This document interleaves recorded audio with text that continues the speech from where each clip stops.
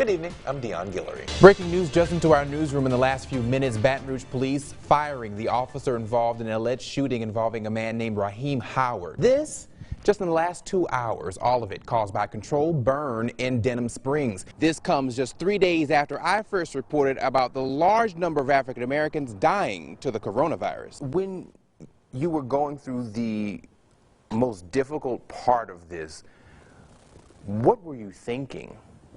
I thought I was going to die. Sigh of relief for her family and the community who have really been taking a really close look at this case. A pillar of our community killed. She was found in the trunk of her car. The governor's office has 30 more days to respond to a public information request filed by a woman who claims a former top aide sexually harassed her. All right, good evening, everybody. Deon Guillory here from your local election headquarters. I want to let you know before we even get to these election numbers that you will not miss any of this game. You can see it in the box right there. I'm standing in an area that used to have chairs and tables, but they're now gone. It's because of social distancing. 2 words you need to add to your shopping list. When restaurants reopen their dining areas to customers on Friday, social distancing will play a big role. Each available table will be at least 6 feet apart. Developing now, the former LSU student convicted in a Pledge's hazing death is now out of jail. In the last couple of hours, Matthew Nakan posted a $10,000 bond. He was sentenced to 5 years in prison today. He is expected to serve half that time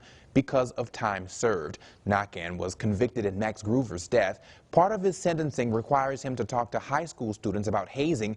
It's something Groover's parents say they don't agree with. District Attorney Hiller Moore says Nakan will likely serve no more than 10 months after a series of appeals.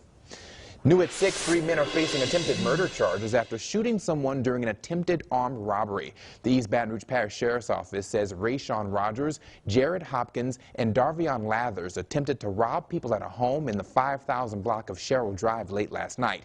Investigators say one of the men eventually got into a scuffle with one of the homeowners, and the other 2 started shooting at the house. All 3 are currently booked in the parish prison. The LSU Tigers could have a date with destiny in New Orleans for the national championship in January. Today, the College Football Playoff Host Committee shared details about the events leading up to the big game. The free concert series will feature Tim McGraw, Meghan Trainor, Her, Nas, and Louisiana native trombone Shorty. Lafayette native Lauren Daigle will perform the national anthem. We're going to continue to respond to any 911 call, any emergency call. East Baton Rouge Parish Sheriff Sid Gautreaux and other first responders all working together during the coronavirus pandemic. The sheriff saying they are no longer booking people for misdemeanors. With the exception, DWI, domestic violence, or violent offenses.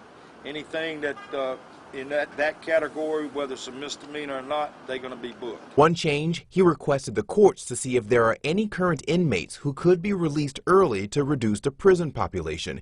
EMS is also making changes. Okay, so I am going to wear the gear that the EMS operators are going to wear if they are going out to an emergency call. Okay. Oh. This way. Oh, I'm sorry. It goes backwards. See? This is how we're learning together. The gown is tied in the back, then there's a mask. And so this protects the eyes as well. Correct. It's a face shield as well as a mask, a face mask.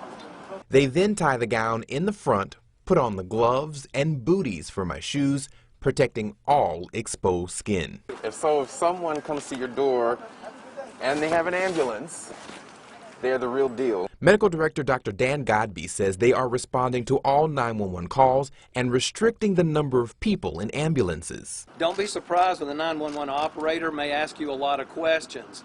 They're trying to provide the best response and most appropriate response to your situation and your condition. All of them agree your safety is most important. I can assure you that in regards to public safety, we're not going to turn anybody that needs to be in jail away. Tonight, with Baton Rouge police saying activist Sadie Roberts-Joseph's death was not a hate crime. Tonight, Ron Bell is in the East Baton Rouge Parish Prison charged with her murder. Police say the convicted sex offender was a tenant in one of Roberts-Joseph's rental properties and owed her $1,200 in back rent. An emotional turn and an already heartbreaking loss. Tonight, her family is grateful for the outpouring of support. This great job that was done in the midst of a hurricane, in the midst of a storm. It was a storm for us in the midst of a storm. That storm has passed for the family of Sadie Roberts Joseph. Baton Rouge police saying this man killed the beloved civil rights activist. As much as I'd like to be at home right now, just wallowing in my own grief, I cannot do that to her. She worked so hard. She pushed. She got everything that she could out of the 75 years that she lived. Her daughter shedding more light on the impact her mother had on this community. While many questions still remain unanswered about her death, her family is just ready to move forward. I'm still numb. I'm not angry. For several days I wasn't anything. I wasn't anything but numb. But for those who were and are angry, live a better life. Give of yourself to your community to make the whole better. Now, she went on to say there's also solace in knowing and feeling that everything that could possibly be done was being done. Now, the man accused of killing Sadie Roberts Joseph is charged with second-degree murder. New at 10 tonight, this is what a Prairieville salon looks like after an SUV drove right through it. The driver now under investigation for DWI. Bang, personally I thought it was like an explosion.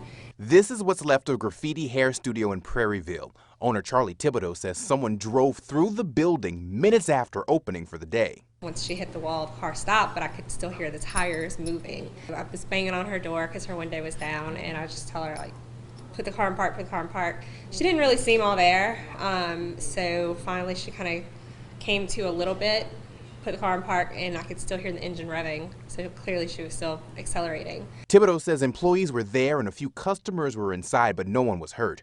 But look at the damage. You see where the SUV came in from the right side of this picture. Pieces of the wall thrown over the floor, pieces of the ceiling just hanging. You can still see tire marks. The salon, just remodeled after 12 years, the new look unveiled just 8 days ago. We were fortunate enough to make this space so beautiful, and we'll do it again. It's just a matter of time. Thibodeau says they have a second location here in Baton Rouge where customers can go. Other salon owners, she says, have offered supplies and chairs for the team to work while they get that shop fixed. This crash is still under investigation.